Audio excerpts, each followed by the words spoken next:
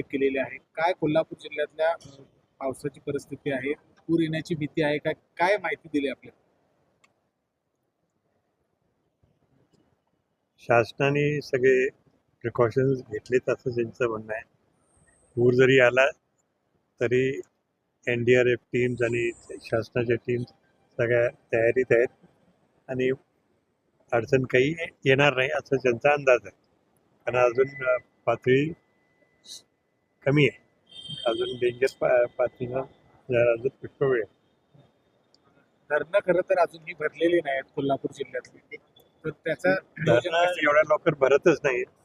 सगळ्यात लवकर भरतंय म्हणजे आपलं साधारण हे धरण ते जुलै अखेरला भरण्याची अपेक्षा असते किंवा ऑगस्टच्या सुरुवातीला. बाकीचे त्याच्यानंतरच भरतात. पण अजून त्या क्षेत्रामध्ये धरणांच्या क्षेत्रामध्ये पाऊस किती जरी झाला तरी अजून सोसेल. जर पूर परिस्थिती निर्माण झाली तर काय आपण या ठिकाणी सूचना केलेल्या आहेत स्थलांतरणाच्या किंवा जनावरांच्या संदर्भातल्या त्यांच्या चाराच्या संदर्भात? स्थलांतराच्या सूचना त्यांनी केलेल्याच आहेत असं आत्ताच सांगितले आम्हाला. म्हणजे एक एक व्यक्ती कुठला व्यक्ती कुठल्या ठिकाणी जाऊन राहणार याची सुद्धा त्यांनी तयारी केली आहे. तयारी तरी सांगण्याप्रमाणे चांगली आहे. तर जास्त काळजी जरी घेतली पण घाबरण्यासारखं काही नाही. नमस्कार. मागच्या 4-5 दिवसापासून कोल्हापूरमध्ये पाऊस चालू आहे आणि घाटमाथ्यामध्ये आपले जे तालुके आहेत त्याच्यामध्ये मोठ्या प्रमाणात पाऊस झालेला आहे.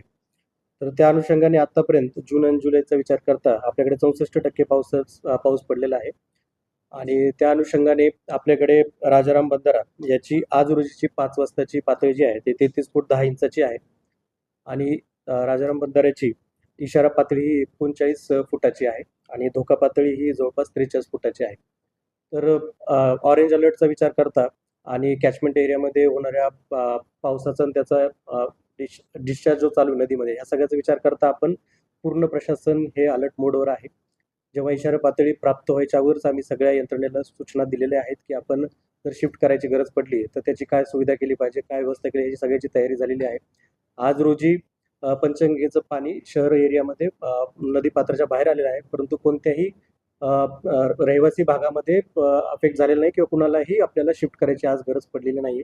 पूर्ण प्रशासन अलर्ट असून त्यासाठी पूर्ण खबरदारीने आम्ही तयारी आहोत.